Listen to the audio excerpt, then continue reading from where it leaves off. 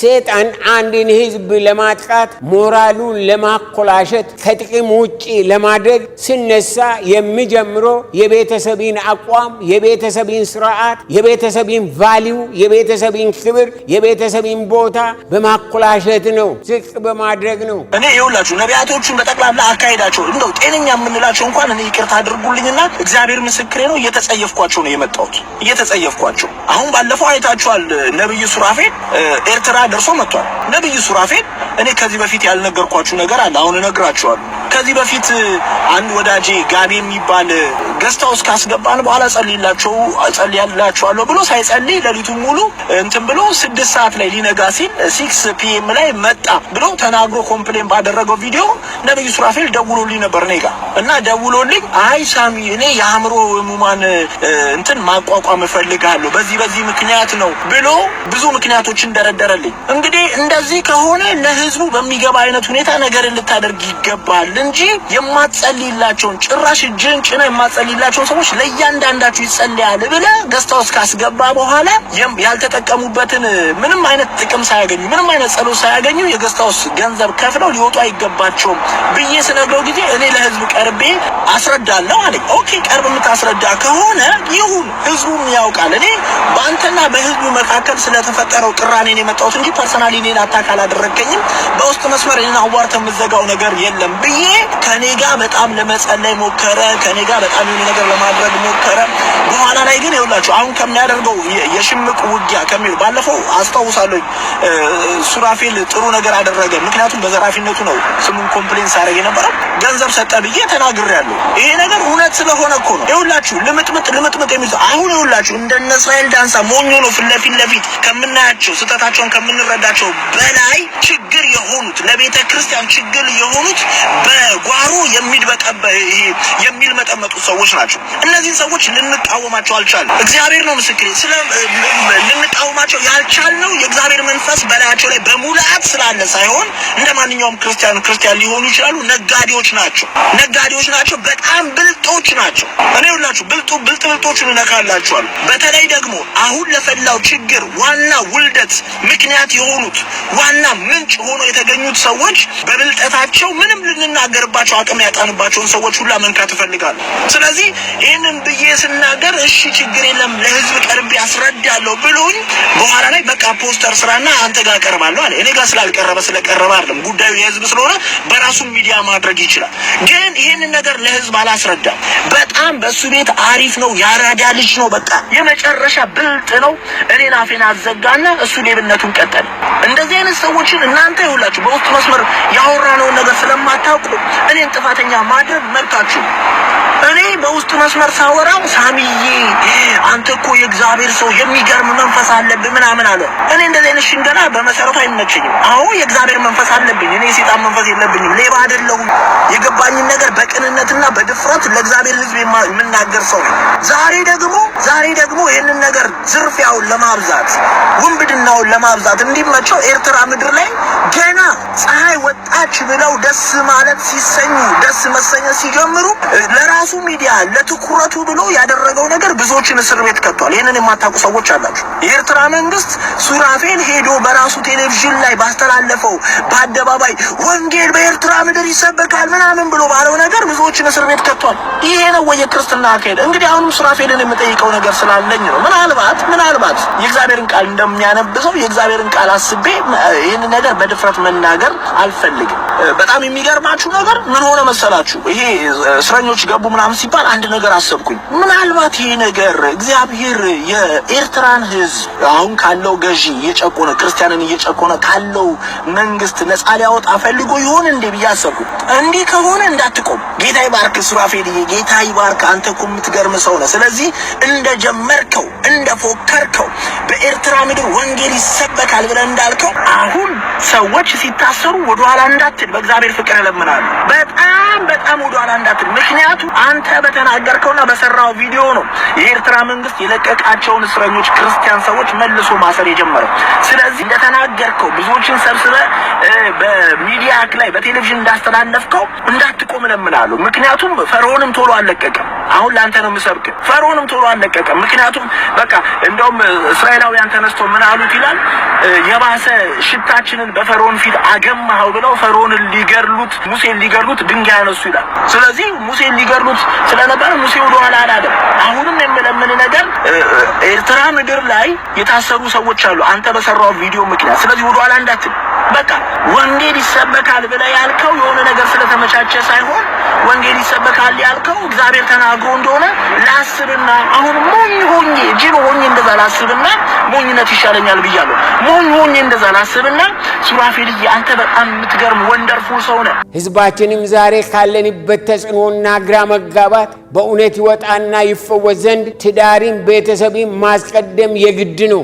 ሰይጣን አንድን ህዝብ ለማጥቃት ሞራሉን ለማኮላሸት ከጥቅም ውጪ ለማድረግ ሲነሳ የሚጀምረው የቤተሰብን አቋም፣ የቤተሰብን ስርዓት፣ የቤተሰብን ቫልዩ፣ የቤተሰብን ክብር፣ የቤተሰብን ቦታ በማኮላሸት ነው፣ ዝቅ በማድረግ ነው። በምድር ላይ ከ50 እስከ 70 የሚሆኑ ሰፊ ግዛት የነበራቸው እጅግ የተፈሩና የገነኑ መንግስታት በዓለም ላይ እንደነበሩ የዓለም ታሪክ ይነግረናል። ዛሬ ግን የሉም፣ ስማቸውም ድምፃቸውም አይሰማም። የነዚህ መንግስታት አወዳደቅና አወዳደቃቸውም ታላቅ የሆነው የሞራል ክስረት፣ የቤተሰብ መፈራረስ ከውስጥ እንደነቀዝ በልቷቸው እንደሆነ ታሪክ ደግሞ ይነግረናል። ብሪቲሽ ኢምፓየር፣ ሮማን ኢምፓየር፣ ግሪክ ኢምፓየር፣ ይሄ ኢምፓየሮች፣ ቻይኒዝ፣ ሁሉ ነገር የት ሄዱ? እነዚህ ምን ሆኑ ተብሎ ሲጠና ውርቀታቸው ሞራል ነው። ሞራሉ ከቤተሰብ ነው የተጀመረው። ስለዚህ እኔና እናንተ ይህንን ነገር በሚገባ መጠንቀቅ ያስፈልገናል። በሞራሉ የወደቀ ግለሰብ ሆነ ህብረተሰብ የትም አይደርስም። የመርገም ምን ይሆናል? ለመርገም የተጋለጠ ይሆናል። ዛሬ በዚህ በአንደኛው ክፍለ ዘመን በምዕራባውያን ላይ እየደረሰ ያለው የሞራል ክስረት እጅግ የሚያሳስብ ነው። በነጻነት ስም ለግብረ ሰዶማውያን መድረክ እየሰጡ ቤተ ክርስቲያንን፣ ትምህርት ቤትን እያስወረሩ ነው። ግብረ ሰዶማዊነትን እግዚአብሔር የረገመው ስለሆነ ግብረ ሰዶማዊነት መርገም እንጂ ነጻነት አይደለም። ይህ በትምህርት ቤት ማስተማር፣ የልጆችን አእምሮ መበከል፣ ምድሪቷን ለሰዶምና ለጎሞራ አይነት ቅጣት ማዘጋጀት እንጂ ሌላ ነጻነት አይደለም። ግብረ ሰዶማዊነት ግብረ ሰዶማዊነትን እግዚአብሔር ይጸየፈዋል። በሮሜ መልእክት ምዕራፍ 1 እስኪ ወደ አዲስ ኪዳን እንሂድና ይሄንን እንየው።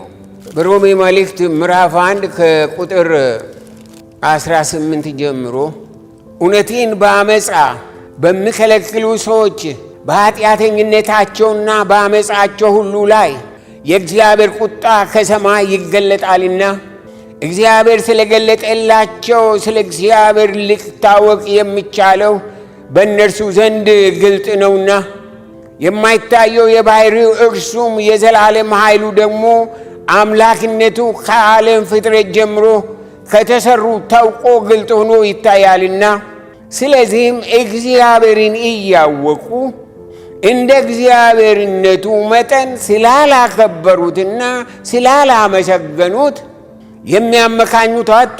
ነገር ግን በሐሳባቸው ከንቱ ሆኑ፣ የማስተውለውም ልባቸው ጨለመ። ጥበበኞች ነን ሲሉ ደንቆሮች ሆኑ፣ የማይጠፋውንም የእግዚአብሔርን ክብር በሚጠፋ ሰውና በወፎች አራት እግር ባላቸው በሚንቀሳቀሱት መልክ መስሎ ለወጡ። በሚንቀሳቀሱት እግዚአብሔር መልክ ያላቸው እግዚአብሔር በመልኩ የፈጠራቸው የእንስሳን መልክ። ባለፈው ጊዜ ምናልባት ብዙዎቻችሁ ሰምታችሁናል። አንድ ቦታ ያነበብኩት በምዕራብ ሀገር አንዳንድ ሀገሮች ሰዎች ከውሻ ጋር ለመጋባት ከእንስሳ ጋር ለመጋባት ከመንግስታቸው ፍቃድ እየጠየቁ ነው። ትላንትና ከሰዓት በኋላ ከዚህ ከካናዳ አንድ አገልጋይ ጋር ይነጋገር ነበረ። ምን አለ? ቤተ ክርስቲያን እንድትዘጋ በአገሪቷ ቤተ ክርስቲያን እንዳይከፈት። ምክንያቱም ቤተ ክርስቲያን እያለ የሰዎችን ህሊና የሚወቅስ ነገር ስለሚያስተላልፉ በምድሪቷ በካናዳ ምድር ቤተ ክርስቲያን እንድትዘጋ በ2 ሳምንት ጊዜ ውስጥ ምርጫ ይደረጋል አለ። Can you believe this? አእምሯቸው ለከንቱ ነገር ሲሰጥ ሰዎች የሚጠይቁትን የሚፈልጉትን አያውቁም። እና ከቀድሞ ጳውሎስ ያየው ነገር ለከንቱ አእምሯቸው ለከንቱ ተሰጥቷል አለ። ሰው ሆኖ ሰዎችን አይደለም ከእንስሳ ጋር መጋባት መፈለግ ምን ማለት ነው? ይሄ ሰይጣን ከዚህ በላይ ምን ያህል በሰዎች ላይ ይጫወታል? ምን ቢያደርግ ነው ከዚህ በላይ ምን አይነት ጉዳት ሊያመጣ ይችላል በሰዎች ላይ? ከዚህ በፊት ነግሬያችሁ ነበር። በፕሬዚደንት ኦባማ ዘመን ሽማግሌዎች፣ አሮጊቶች፣ ሴቶች፣ ወጣት ልጆች ሰላማዊ ሰልፍ ወጥተው ከመንግስት ይጠይቁ የነበረው ምን እንደሆነ እዛ በማዕከላቸው የነበረው ወንድም ነገረኝ። ሽማግሌዎቹ ይጠይቁ የነበረው ከማይነርስ ከወጣት ልጆች ጋር እንድንተኛ ለምን እንከለከላለን የሚል ነው። ይህንን ይዞ ባንዲራ ይዞ የወጡት ነው ዋሽንግተን መንገድ ላይ። አሮጊቶቹ ራቁታችን መሄድ በአሜሪካ ለምን ወንጀል ሆነ? ራቁታችን እንድንሄድ ይፈቀድልን የሚል ጥያቄ ነበራቸው። ወጣት ልጆች ደግሞ ሶስተኛ ደግሞ ምን ይጠይቃሉ? ለምን ከሽማግሌዎች ጋር ዴት አንደራረግም? በሰውነታችን ላይ መንግስት መብት የለውምና ይፈቀድልን የሚል ጥያቄ። what a curse! ምን አይነት መርገም! ምን አይነት ጥያቄ! ዛሬ በመንግስት ደረጃ ህግ ሆኖ እንዲታወጅ የተጠየቀ ያለው ሕፃን ልጅ ስለ ጾታ መወሰን ይችላል፣ ስለ ጾታዋ ልትወስን ትችላለች የሚል ወሬ ነው። የካናዳ ጠቅላይ ሚኒስትር 9 ዓመት ሴት ልጇን ወደ እንግሊዝ አገር ወስዶ ወደ ወንድነት እንዲለወጡ ትንትን አስደረገ ያሉ። Can you believe this? ስለዚህ በምድር ላይ ውርቀት የሚመጣው፣ በምድር ላይ ርኩሰት የሚመጣው፣ በምድር ላይ ወገኖቼ ምን ልበላችሁ እግዚአብሔር የማይፈቅደው ነገር የሚሆነው ቤተሰብ ሲነካ ነው። ቤተሰብ የማይነካ ነው። ቤተሰብ የተቀደሰ ነው። ቤተሰብ በምንም አይነት በውጭም በውስጥም መነካት የለበትም። መንግስት በቤተሰብ ላይ ሕግ ወይም ደግሞ መብት የለውም። ቤተሰብ የእግዚአብሔር ስጦታ ነው። ይህንን ሁላችን መረዳት ያስፈልገናል ወገኖቼ። ዛሬ በመንግስት ደረጃ ሕግ ሆኖ እንዲታወጅ እየተጠየቀ ያለው ይሄን ነው። ልጆች ሰው ወንድ ነህ ሴት ነህ ብሎ ለመጠየቅ በእውነት ትምህርት ያስፈልጋል። ትምህርት ቤት መሄድ ወላጆቼ ሀሁን አልቆጠሩ። ነገር ግን አባቴ ወንድ እንደሆነ እናቴ ሴት እንደሆነ ያውቁ ነበር። ምን ነው እናንተ ሳይንስን ስላነበባችሁ አጋንንት እንዴት ገባባችሁ? አጋንንት በእውቀት ስም? ምን እውቀት ነው ይሄ? ውርቀት ነው እንጂ ውርቀት ነው እንጂ። ምን ማድረግ አለብን? የሚሻለን ምንድን ነው? ውድ ወገኖቼ በእግዚአብሔር ቤት በእግዚአብሔር ቃል ለዚህ አስጠሊታና አሳፋሪ እንቅስቃሴ መልስ መኖር አለበት። ከሁሉ አስቀድሞ ቤታችን መስተካከል፣ ትዳራችን እንደ እግዚአብሔር ቃል መዝመር መያዝ አለበት። ባሎች እግዚአብሔርን በትክክል የሚያውቁ ለልጆቻቸው ለቤታቸው መንፈሳዊ ካህናት መሆን አለባቸው። ካህናት ከሌላ አናመጣም። እያንዳንዱ ቤት ውስጥ ካህን አለ። ያ እዛ ያለው ባለቤት ባል ካህን ነው። የቤቱ ካህን ነው። ለልጆቹ ካህን ነው። ከዛ ነው የሚጀምረው ፈውስ። ይሄ ወደ ሌላ ሄደን የምናመጣው አይደለም። ይሄንን በሚገባ ማወቅ ይኖርብናል። ምስቶችም ጥሪያቸውን በትክክል የሚያውቁ ባሎቻቸውንና ትዳራቸውን በትክክል የሚያከብሩ ጤናማ አጋሮች መሆን ይጠበቅባቸዋል። እግዚአብሔር ወንድን ሴትን ፈጠረ። ለወንድ የሰጠው አንድ ሌላ ነገር ነው፣ ለሴት የሰጠው ሌላ ነገር ነው። እነዚህ በሁለት ላይ ከሆኑ ለበረከት ይሆናሉ ብሎ ነው የፈጠረው። ይህንን ቤዚክ የሆነ ፋንዳሜንታል የሆነ እውነትን ከእግዚአብሔር ቃል ማወቅና በሕይወታችን መለማመድ አለብን። እንዲሁም ባልና ሚስት በመካከላቸው ለሚወለዱ ለተተኪው ትውልድ ልዩ ጥንቃቄና አስተዳደር መስጠት መንፈሳዊ ኃላፊነታቸው ነው። በመዝሙረ ዳዊት ምዕራፍ 127 ቁጥር 3 ላይ እነሆ ልጆች የእግዚአብሔር ስጦታ ናቸው፣ የሆድም ፍሬ የእርሱ ዋጋ ነው ይላል። እነዚህን የእግዚአብሔርን ስጦታ በምናውቀው በምንችለው መያዝ የኔና የእናንተ ፈንታ፣ ለነሱ መጸለይ፣ ለነሱ ወደ እግዚአብሔር መቅረብ የኔና የእናንተ ፈንታ ነው። ውድ ወገኖቼ የእግዚአብሔርን ስጦታ ለዓለም ፕሮፓጋንዳ፣ ለሰይጣን እብደት አሳልፈን አንሰጥም። በኦሪት ዘዳግም ምዕራፍ 4 ላይ አንድ አስደናቂ ቃል አየሁ ትላንትና። ኦሪት ዘዳግም ምዕራፍ 4 ቁጥር 9-10 እግዚአብሔር ሕዝቡን ወደ እኔ ሰብስብ፣ በምድሪም በሕይወት በሚኖሩበት ዘመን ሁሉ እኔን መፍራት ይማሩ ዘንድ ልጆቻቸውንም ያስተምሩ ዘንድ ቃሌን አሰማቸዋለሁ ብሎ በተናገረኝ ጊዜ ምን ብሎ ነው የተናገረው?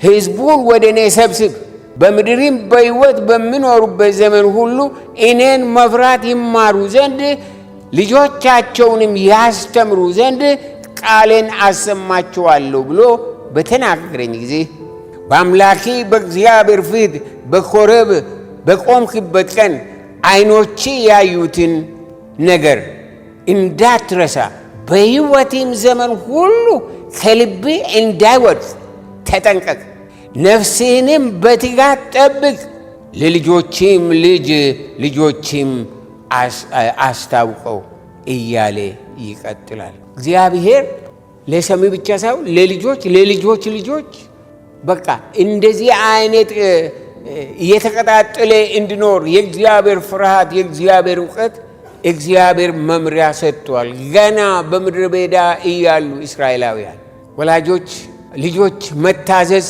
እንዲማሩ በፍቅርና በትዕግስት መርዳት እንዳለባቸው ማወቅና ማድረግ ትልቅ መስዋዕትነትን ይጠይቃል። ነገር ግን ለልጆች ሆነ ለህብረተሰቡ ፊውቸሪቲ ትልቅ ዋጋ፣ ትልቅ ክብር አለው፣ ትልቅ ትርፍ አለው። ልጆች መታዘዝን ሲማሩ ለራሳቸው ነው። የእግዚአብሔር ቃል ይባረካሉ፣ ዕድሜም ይጠግባሉ ይላል የእግዚአብሔር ቃል በኤፌሶን ምዕራፍ 6። እንዳውም ይሄንን እንየው። ልጆችን መቅጣት መጉዳት አይደለም። ልጆችን መቅጣት መጉዳት አይደለም። ምን ማለት ነው? ዕድሜያቸውን እንዲረዝም በሕይወታቸው ዘመን መልካም ነገር እንዲሆንላቸው ማዘዝ ማቀብ ነው። ኤፌሶን ምዕራፍ 6 ቁጥር 1 ልጆች ሆይ ለወላጆቻቸው በጌታ ታዘዙ፣ ይህ የሚገባ ነውና መልካም እንዲሆንልህ ዕድሜም በምድር ላይ እንዲረዝም አባቴንና እናቴን አክብር። እርሷም የተስፋ ቃል ያላት ፊተኛይቱ ትእዛዝ ናት። እናንተም አባቶች ሆይ ልጆቻችሁን በጌታ ምክርና በተግሣጽ አሳድጓቸው እንጂ አታስቆጧቸው።